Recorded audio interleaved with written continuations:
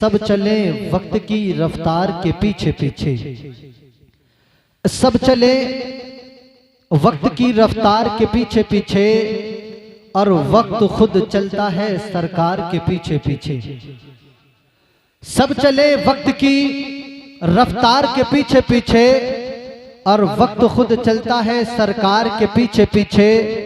और किस कदर थी शबे हिजरत में अली की हैबत, किस कदर थी शबे हिजरत में अली की हैबत। सारे कुफ्फार थे दीवार के पीछे पीछे, सारे कुफ्फार थे दीवार के पीछे पीछे। और हुस्ने अखलाक से दुश्मन को बनाया अपना, हुस्ने अखलाक से दुश्मन को बनाया अपना। अमा दीन फैला नहीं तलवार के पीछे पीछे, दीन फैला नहीं तलवार के पीछे पीछे।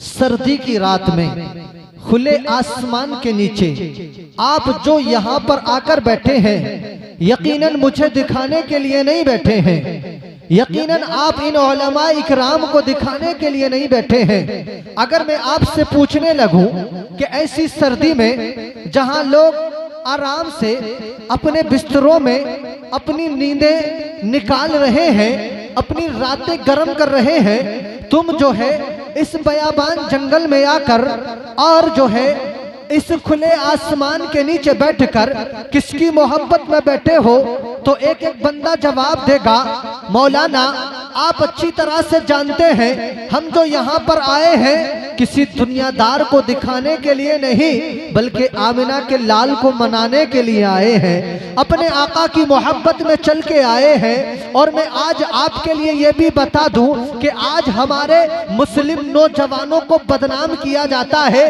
वो चाहे शबे बारात के नाम पे बदनाम किया जाता हो या चाहे वो शादियों की रातों के नाम पे बदनाम किया जाता हो। मैंने कई सारे लोगों को कहते सुना है कि जब जब शबे बारात आया करती है, मुसलमान कौम के नौजवान अपने हाथों में बम लेकर, अपने हाथों में पटाखे लेकर गली गलियारों में लोगों की नींदें खराब करते नजर आते हैं। मुसलमान कौम के नौजवान शादियों के नाम पर अपने घरों में नाच गानों की महफिलें सजाते नजर आते हैं। मैं कहूंगा दुनिया वालों, तुम तमाम नौजवानों को एक फहरिस्त में लाके खड़ा नहीं कर सकते, तुम तमाम नौजवानों को यकसा नहीं जान सकते।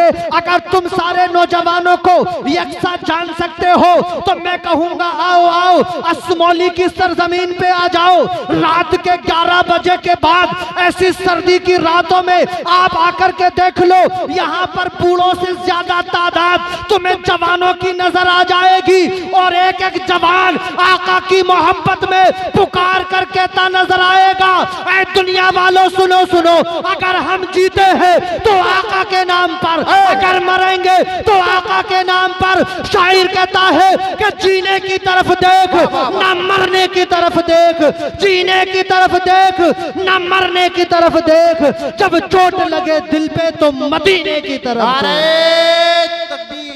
अल्लाहु अकबर, अल्लाहु अकबर, या रसूलुल्लाह, या रसूलुल्लाह, जिंदाबाद जिंदाबाद, अल्लाह बहुत उम्दा भाई, अच्छा पढ़ ले। जीने की तरफ देख ना मरने की तरफ देख, जब चोट लगे दिल पे तो मदीने की तरफ देख। जब चोट लगे, समझ में तो आ रही है, ऐसा तो नहीं बाउंड्री पार जा रही है, समझ में आ रही है? तो फिर मोहब्बत से बोल दे सुभान अल्लाह, मुस्कुरा के बोल दे या रसूल अल्लाह, क्योंकि मुस्कुराना हमारी अपनी पहचान है।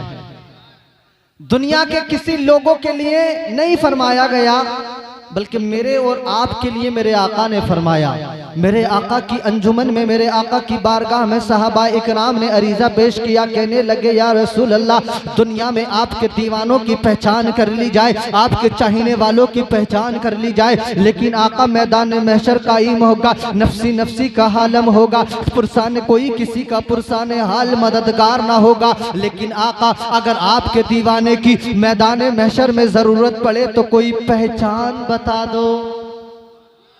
अपनी पहचान, कोई पहचान बता दो। तो मेरे आका ने जवाब दिया, दुनिया के किसी मौलाना का फरमान नहीं है, नबियों के सरदार का फरमान है।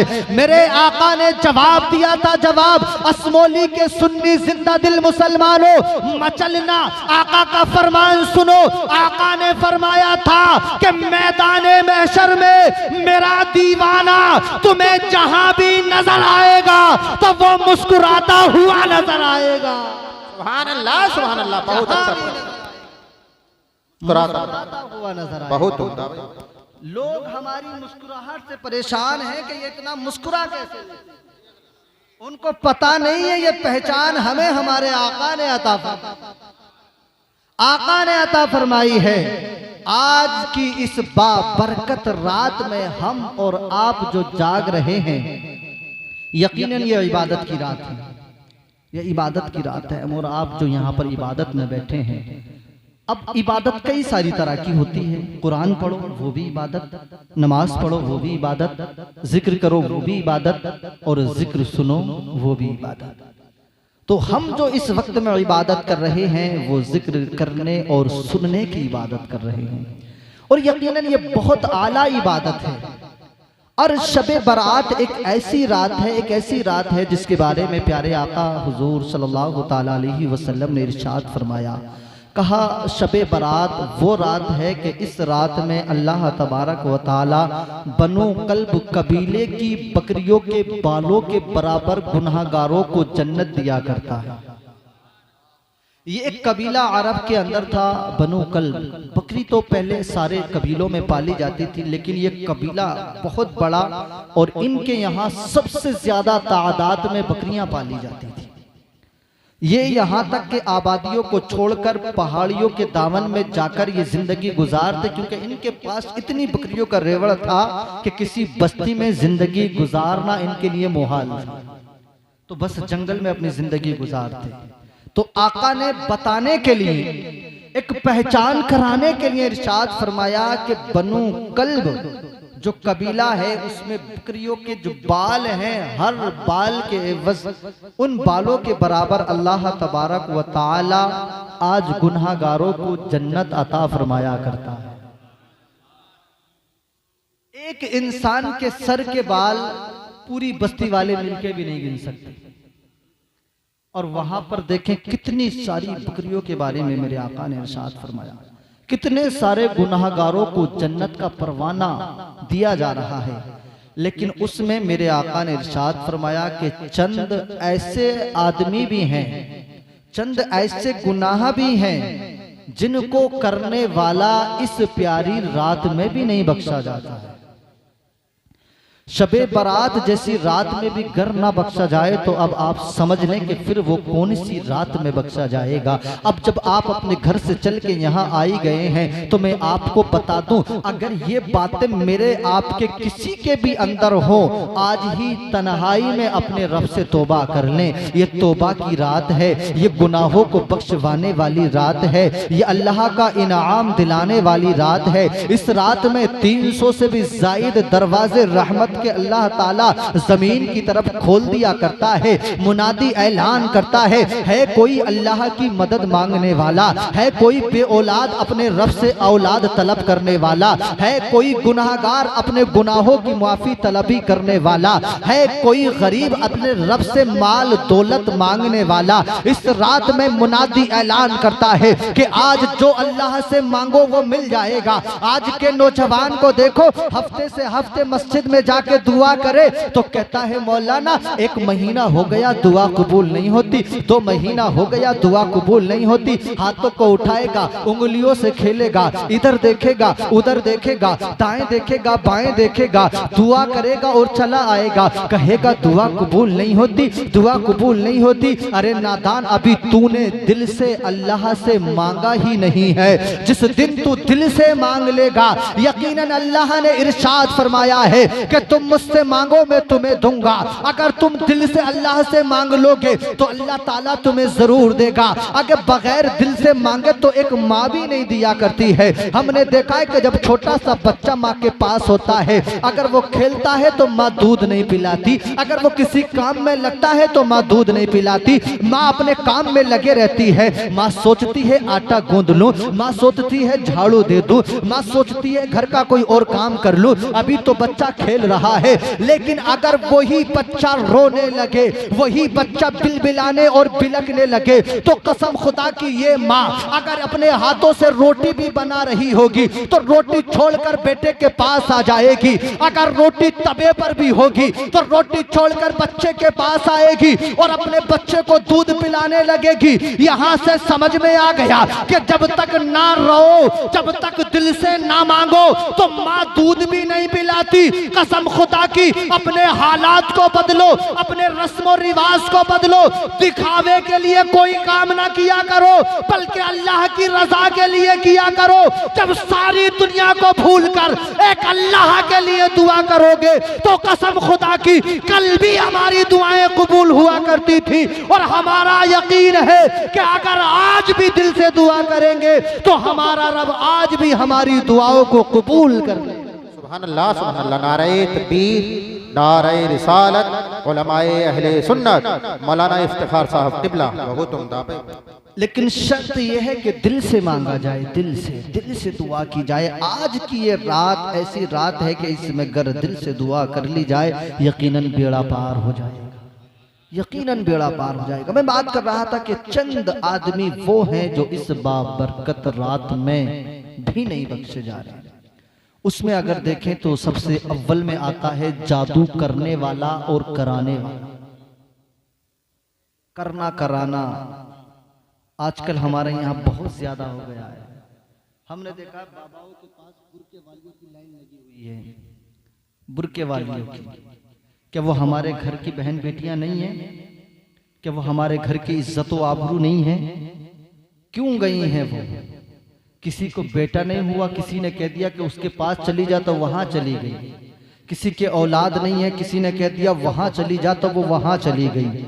किसी को माल और दौलत नहीं मिला तो वो उसने कह दिया कि उसके पास जाओ और ये पढ़वा करके लाओ, ऐसा ऐसा कर लो और तुम्हें माल मिल जाएगा, दौलत मिल जाएगी। अरे अकल की अंधी, तुझे कभी ये सोचना तो चाहिए था कि हम जिस एक अल्लाह की इबादत किया करते हैं, कसम खुदा की हमारा मानना है कि हमारे रब से बड़ी ताकत किसी की नहीं है, हमारे रब से बड़ी पावर किसी की नहीं है। क्या किसी दुनिया के अंदर ये ताकत है कि मेरा रब मुझे औलाद देना चाहे और दुनिया की कोई ताकत है कि उसे रोक ले? लोग कहते हैं कि तेरी कोख को किलवा दिया गया है, तेरे पेट को बंधवा दिया गया है, जब तक तू ये ना करेगी तुझे औलाद ना होगी, जब तक तू ये ना करेगी बेटियां ही बेटियां होंगी, बेटा नहीं होगा। मैं कहता हूं जो तुम्हें ये सबक पढ़ाए वो जाली पीर हो सकता है, वो ढोंगी बाबा हो सकता है। हमें ऐसे लोगों से दरकिनार रहने की जरूरत है। अरे हम तो एक अल्लाह की जात पे ईमान रखने वाले हैं। हमारा ईमान बताता है कि अगर अल्लाह देने पे आ जाए तो सारी दुनिया की ताकत है एक तरफ आ जाए, कसम खुदा की हमारा कुछ भी नहीं बिगाड़ सकता। बेशक बेशक, नारे तकबीर, नारे रिसालत, वाह, कुछ भी नहीं बिगाड़ सकती है अगर मेरा रब देने पे आ जाए। लेकिन किसी ने हमारे बराबर में ऊंचा मकान बना लिया, उसकी दुकान अच्छी चल रही है, उसका कारोबार अच्छा है, तो बस दिल में यही है कि किसी तरीके से कोई ना कोई कुछ तो पढ़ के दे दे कि ये रोड तुझे क्या मिलेगा भाई? चल मैंने माना वो गरीब हो गया तो तुझे क्या मिल जाएगा? कुछ मिल जाएगा। तो ये जादू करना कराना इतना बड़ा गुनाह है कि इस करने कराने वालों की शबे बारात जैसी रात में भी बख्शिश नहीं है। याद रख लेना, दुनिया ही सब कुछ नहीं होता है। शबे बारात जैसी रात में गर बख्शिश नहीं है तो फिर किस रात से उम्मीद लगाओगे? फिर किस उम्मीद के साथ बैठे हो? अब आगे चले, आगे बताए, आगे नंबर पे सुने। शराब का आदी, जो शराब पिया करते हैं, ये भी बीमारी हमारे नौजवानों के अंदर बहुत ज्यादा आ गई। कई सारे नौजवान मुझ पे खुद फोन आते हैं कि हजरत शराब पीना ही तो हराम था, बियर पीना हराम थोड़ी कि बियर नहीं, इसके 1000 नाम भी बदल कर रख लेना। अगर हराम मेरे आका ने कर दिए तो ये हराम। एक नहीं 1000 नाम भी इसके बदल बदल के रख लो, इसके टाइटल बदल बदल के रख लो, लेकिन जब ये हराम है तो हराम है। और शराब जो मुसलमान पिया करता है, याद रखना, शराब अगर तुम दुनिया में पियोगे नशे के आदी बनोगे। मैंने देखा है अपनी कौम के 18 साल 22 साल के जवानों को कि जब तक वो नशे का इंजेक्शन अपने अपने हाथों से अपनी बाहों बाजू में ना लगा ले, उन्हें रात को नींद नहीं आया करती, उन्हें करार नहीं आया करता। इतने आदी बन गई है मेरी कौम नशे की। मुसलमानों, क्या तुमने अपने आका के दर्स को इस कदर भुला दिया? क्या तुमने अपने आका की तालीम को इस कदर भुला दिया? अरे जिस वक्त में शराब जायज थी, लोगों के पास 2-2 साल, लोगों के पास 10-10 साल 20-20 साल पुरानी शराब के मटके मक्का मदीने के लोगों के घरों के अंदर मौजूद थे। लेकिन मेरे आका ने इरशाद फरमाया कि आज के बाद शराब को हराम कर दिया गया है, अब कोई शराब को हाथ ना लगाएगा। तो वो थे सुन्नी मुसलमान, वो थे सुन्नी जिंदा दिल मुसलमान कि उन्होंने अपने घरों के मटकों को बाहर नालियों में ला करके बहा दिया था। जिन बर्तनों से शराब पिया करते थे उन बर्तनों को आग लगा दिया था और कहा था अब तक हमने पी थी, लेकिन अब ये हराम हो गई है तो इसका देखना भी हम पर हराम है, इसका छूना भी हम पर हराम है। उस दिन कसम खुदा की, अरब के तमाम की तमाम गलियों में, तमाम की तमाम नालियों में पानी से ज्यादा शराब बहती नजर आ रही। सारे लोगों ने बाहर फेंक दिया था कि अब इसको हम हाथ नहीं लगाएंगे। मगर आज के नौजवान को रोजाना बताते रहो, रोजाना हर जुमे को हमारे अइम्मा बताते हैं कि शराब पीना हराम है, नशा हराम है, लेकिन सुनने को तैयार, मानने को तैयार नहीं। लेकिन एक दिन तो समझ में आएगी कि मान लिया होता तो अच्छा होता, लेकिन उस दिन समझ में आएगी तो बड़ी देर हो चुकी होगी, क्योंकि उस दिन हिंदुस्तान से निकलकर हम यहाँ आ चुके हैं। और फिर जब समझ में आएगी तो फिर समझ आने का फायदा क्या? अभी समझ लें आप, शराब पीने वाला, नशा करने वाला, शराब का आदी जो है, शबे बारात जैसी रात में भी उसकी बख्शिश नहीं है। तो फिर आप समझ लें आप